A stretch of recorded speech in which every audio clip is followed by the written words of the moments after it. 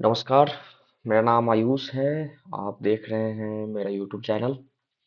जैसा कि आप सब थंबनेल से आपको दिख ही गया होगा कि इस वीडियो का सीधा ऑब्जेक्टिव ये है कि मैं अपने जो जर्नी रही है यूजीसी नेट का वो मैं आपको बताऊं। उससे पहले मैं आपको ये बताना चाहता हूं कि मैं मेरा जो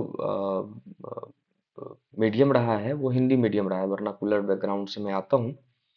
उसके बाद मैंने 5 बार यूजीसी नेट की परीक्षा जो है मैंने पास की है। तो कैसे पास की है उसके बारे में मैं आपको थोड़ा बताऊं। जैसे कि मतलब मैं आप भी अगर किसी रूरल बैकग्राउंड से हैं, स्टेट बोर्ड से हैं, तो एक आइडिया आपको लग सके कि इस तरीके से पढ़ा जा सकता है या उस थोड़ा सी जो भी मदद आपको हो उससे मिल सकती है। तो मोटा मोटी देखें तो जब मैं शुरुआत किया था यूजीसी नेट का एग्जाम देने का, तो उसमें मास्टर मेरा हो रहा था। मेरा मास्टर जो है, मैं हूँ बिहार का रहने वाला। मास्टर मेरा हुआ था वर्धा से, महात्मा गांधी अंतर्राष्ट्रीय हिंदी विश्वविद्यालय करके एक जगह है, मतलब विश्वविद्यालय है वर्धा में ही। तो वहाँ से मेरा मास्टर हुआ था। और कोविड का समय चल रहा था, मतलब वो 2020 के आसपास का समय था, कोविड का समय था। तो मेरा जो एडमिशन हुआ था, तो मैं मतलब लगभग 3-4 महीने ही क्लास कर पाया था ऑफलाइन। उसके बाद तो सारा कुछ ऑनलाइन हो गया था, हम लोग को घर आना पड़ा था। तो मेरे लिए और टफ था। पहली तो ये मुश्किल मुश्किल थी मेरे थी कि भाई मटेरियल हिंदी में नहीं मिल रहे थे। मेरा बैकग्राउंड सोशलॉजी था, तो सोशलॉजी में बहुत कुछ हिंदी में नहीं था। दूसरा कि अब क्लासेस नहीं हो रहे थे ऑफलाइन, है ना, क्योंकि वो हिंदी विश्वविद्यालय है, मतलब सेंट्रल विश्वविद्यालय है। तो हिंदी को प्रमोट करने के लिए महात्मा गांधी का आश्रम बगल में ही है, तो इसलिए बनाया गया था। तो सारा कुछ हिंदी में चल रहा था, तो एक सुविधा थी। लेकिन जब कॉलेज ऑफलाइन हो, मतलब ऑफलाइन बंद हो गया यूनिवर्सिटी का, तो मुझे घर आना पड़ा। और घर आने के बाद जो भी बन पड़ता मुझसे सेल्फ स्टडी के माध्यम से, वो हमने किया, करने के मतलब अपना 100% देने का इनपुट किया। पहला एक दो रिजल्ट नहीं हुआ, स्वाभाविक है नहीं होगा। लेकिन हमने फिर अपना जो है स्ट्रेटेजी बदला कि हम उसको और रिजल्ट ओरिएंटेड स्टडी जो है वो कैसे किया जाए, कैसे अपनी जो रणनीति है उसको सफलता की जो शिखर है, मतलब शिखर तो नहीं कहेंगे लेकिन सफलता तक पहुंचाया जाए, जो हम ऑब्जेक्टिव उस समय लेके चल रहे थे। साथ ही मैं बताऊं, वर्तमान में मैं अभी सेंट्रल यूनिवर्सिटी पंजाब से पीएचडी कर रहा हूं अभी। मतलब अभी जस्ट मैंने एडमिशन लिया है। तो गैप हो गैप स्वाभाविक है, गैप आपको दिख रहा होगा। लेकिन इस गैप में भी मैंने बहुत सारे प्रोडक्टिव काम किए हैं। मैंने भारत के बड़े बड़े संस्थानों के साथ काम किया है, नीति आयोग के प्रोजेक्ट पे काम किया है, कैबिनेट मिनिस्टर के रिसर्च एसोसिएट रहा हूँ, गांधी फेलो रहा हूँ, किताबें लिखी है। तो उस पर तो कभी और बात करेंगे, लेकिन सिर्फ अभी मैं आपको ये बताऊं कि यूजीसी नेट जो है वो कैसे पास किया जाए, है ना। आसान भाषा में, अगर आप कहीं बड़े शहर से नहीं हैं, आपको लगता है कि आपके पास कोई संसाधन नहीं है बड़े जैसे अभी तो मैं देख रहा था ये पिछले कुछ दिनों से मतलब यूजीसी नेट के जो पेपर 1 है उसको पास करने के लिए आपको जो है मतलब हजारों रुपए देने पड़ रहे हैं, 2000-3000। इस तरीके से टेस्ट, मतलब एक उन्होंने एक मतलब ऐसा बना दिया है कि भाई बिना पैसा के बच्चा जो मतलब जो संसाधन जिसके पास नहीं है वो निकाल ही नहीं पाए। और सेकंड पेपर को जोड़ लिया जाए तो ये तो दसियों हजार में चला जा रहा है कोर्स। खैर, मैं आपको अपनी बात बताऊं तो मैंने पूरा फोकस्ड होकर सेल्फ स्टडीज किया, नोट्स बनाए, उसको रिवाइज किया और करते रहा। मतलब पहली बार तो ऐसा हुआ था कि जब हम एग्जामिनेशन हॉल में पहुंचे थे और जब मैंने क्वेश्चन देखा था, तो मुझे लगा था कि क्या ही चीज़ है, मतलब कुछ समझ में नहीं आ रहा है। सब्जेक्ट से तो कुछ समझ में आ रहा था, सोशलॉजी से। लेकिन फर्स्ट पेपर से, मतलब क्योंकि 10 यूनिट्स है ना, और 10 यूनिट एक दूसरे से अलग अलग है। टीचिंग एप्टीट्यूड है, रिसर्च है, आईसीटी है, हायर एजुकेशन है, मैथ है, रीजनिंग है ना। तो डेटा इंटरप्रिटेशन है। तो इस तरीके के जो यूनिट्स मैंने देखे तो मुझे लगा कि मतलब ये तो मतलब क्या ही है, कैसे इसको किया जाए। लेकिन फिर उसको धीरे धीरे जितनी हो सकती थी, जितनी समझबूझ उस समय में थी हमारी, हमने उसको पूरा करने की कोशिश किया, नोट्स बनाए, उसको रिवाइज किया। सफिशिएंट नहीं रहा शुरू में, मतलब मुझे याद है पहली बार जब मैं एग्जाम दिया था तो मुझे 22 क्वेश्चन सही हुए थे फर्स्ट पेपर में, और सेकेंड में मुझे वही 60 के आसपास था। तो सेकंड पेपर चूंकि ठीक था, सोशलॉजी बैकग्राउंड मेरा रहा है, तो ये तो ठीक बात है कि कंटेंट अवेलेबल नहीं होते हैं सोशलॉजी में, हिंदी में खास के, लेकिन फिर भी इतना है जो आप जो है अच्छे स्कोर ला सकते हैं, 60-70 और ला सकते हैं अपनी मेहनत से, उसमें दिक्कत नहीं है। लेकिन फर्स्ट पेपर में जो है, मैं मुझे लगा कि जो कि मुझे मेरा मैथ और रीजनिंग ठीक था शुरू में, मैंने कई गवर्नमेंट एग्जाम की भी तैयारी की थी, तो मुझे लगा कि ठीक है, मतलब अच्छा स्कोर तो आ ही जाएगा, 25-30 तो ले ही आएंगे, नेट हो ही जाएगा। लेकिन हुआ ये कि 22 नंबर आया, और 22 में भी जो है मैथ रीजनिंग से ही 10 क्वेश्चन में से ही 8-9 क्वेश्चन उससे था सही, और एक जो गधांश होता है जिसको हम पढ़ के उसमें 5 सवाल होते हैं, उसमें से 4 क्वेश्चन सही था। बाकी 15 में हमको 12-13 नंबर था इससे, और फिर उधर जो है 35 में 10 नंबर था। आप समझ सकते हैं, क्योंकि मैंने कोई स्ट्रेटेजिकली तैयारी नहीं की थी। फिर मैंने उसको यूट्यूब पे मैंने देखा, यूट्यूब पे मुझे कहीं सफिशियंट कंटेंट नहीं मिला हिंदी माध्यम के बच्चों के लिए, है ना। सब मतलब हिंदी में वो ट्रांसलेट तो करते हैं, वो अंग्रेजी में नोट्स बनाते हैं और हिंदी में उसको ट्रांसलेट करते हैं, एक्सप्लेन भी हिंदी में अंग्रेजी में करते हैं, वो खुद अंग्रेजी माध्यम से होते हैं। तो एक ना बैरियर दिखता है, अभी भी आप देखेंगे तो आपको बैरियर दिखेगा।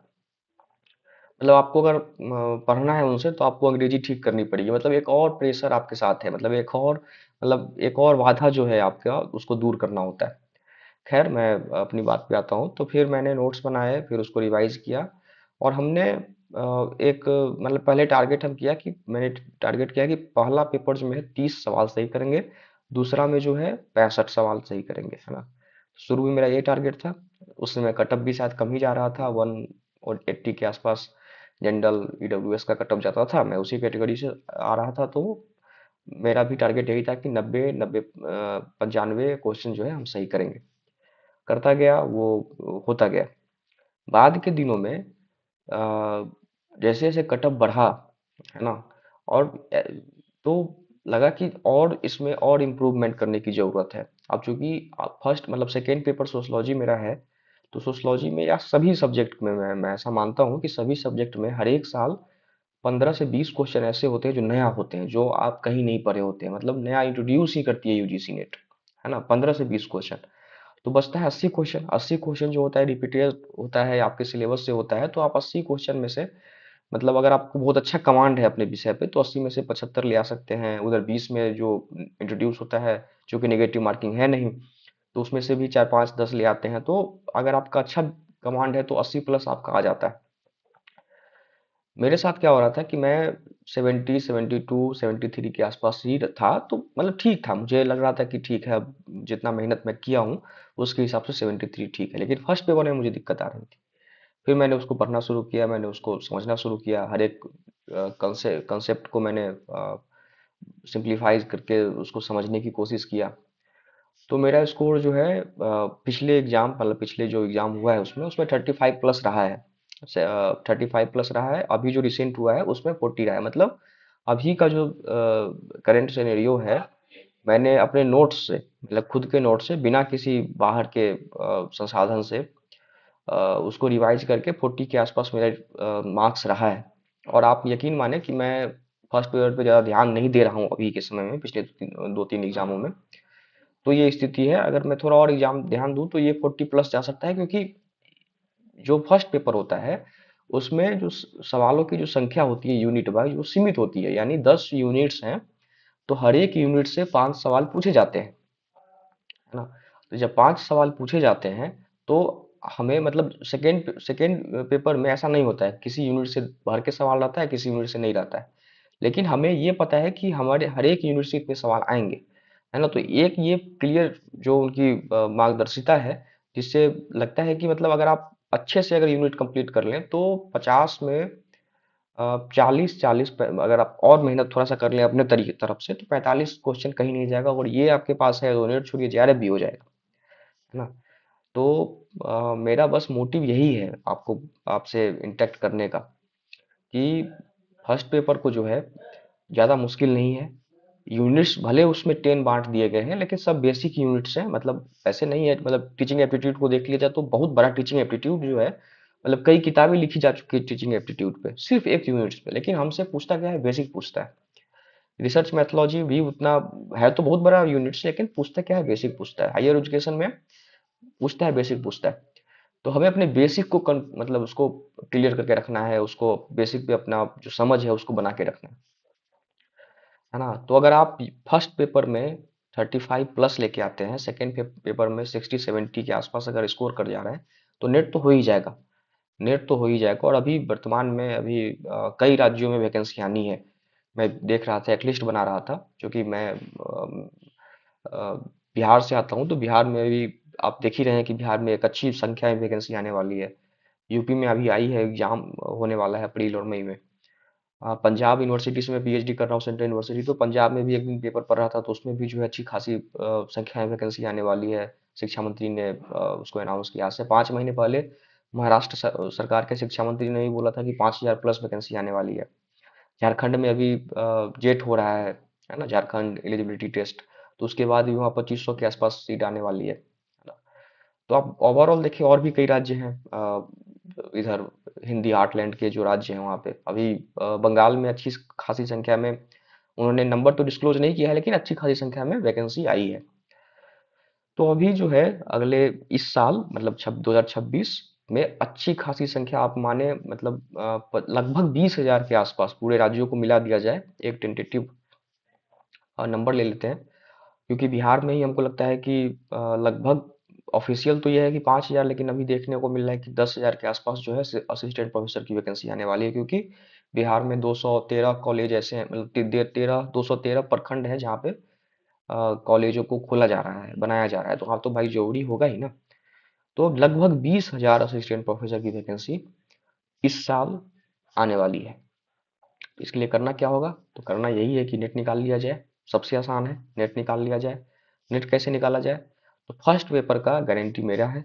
मैं आपको जितना हो सकता है मैं आपको आसान भाषा में आपकी समझ के अनुसार एकदम बुनियादी स्तर पे, क्योंकि आप मेरा यूट्यूब देख सकते हैं वीडियो जाके, मैंने लगभग अभी 3-4 वीडियो डाले हैं, और मैं चाहता हूं कि उसको कंटिन्यू बना के रखूं, और जून 2026 से पहले पूरा सिलेबस कवर करूं।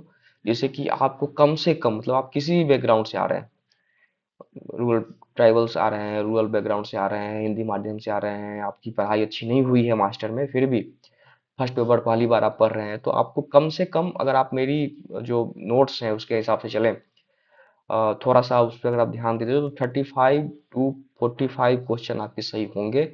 ये मैं आपसे कह रहा हूँ। और आपकी जो तैयारी है उसमें हम एक मतलब फर्स्ट पेपर में बहुत मजबूती के साथ आपके साथ जुड़ेंगे, है ना। तो करना क्या है, आपको हमारे साथ जुड़े रहना है। हमारे एक दिन एक वीडियो कोशिश करेंगे, क्योंकि समय की अभाव होता है, पीएचडी थोड़ा हेक्टिक होता ही है, आप सब जानते ही हैं। लेकिन मैं कोशिश करूंगा कि एक दिन, हर एक दिन एक जो है वीडियो मैं आपके साथ लेके आऊँ, लगभग 30, 40, 45 मिनट का वीडियो हो, जिसको आप आसानी से समझ सके, उसको अ, देख सके, और अपना जो फर्स्ट पेपर है उसको मजबूत बना सके।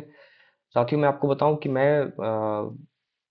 मैंने ये जो प्रॉब्लम फेस किया, और मुझे जो प्रॉब्लम मैंने आइडेंटिफाई किया, तो सीधा मतलब बेसिक स्तर यही है कि चूंकि मैं पिछले 3-4 सालों में डेवलपमेंट सेक्टर में रहा हूँ, काम किया हूँ, तो उस समय में नहीं हो पाया।